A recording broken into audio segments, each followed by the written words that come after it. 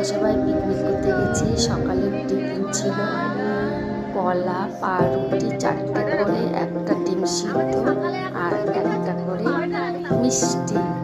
এই ছিল আমাদের সকালবেলা ব্রেকফাস্ট।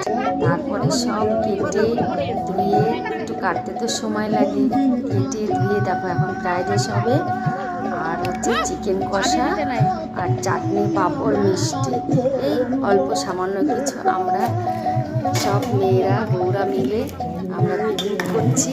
তোমরা সবাই চলে আসো বন্ধুরা। দেখো সব কেটে কুটে গুছিয়ে নিয়েছি। তার ফাঁকে আমরা আবার একটু সেলফি তুলে নিলাম।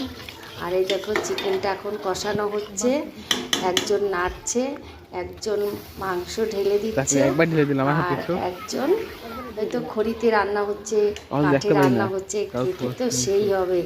আর দেখো দেখতে কালার যেমনি হয়েছে তেমনি। আর এদিকে ছিল চিকেন কষা, পাবদা মাছ, চাটনি, ফ্রাইড রাইস। এই ছিল আমাদের মেনু। কেমন হলো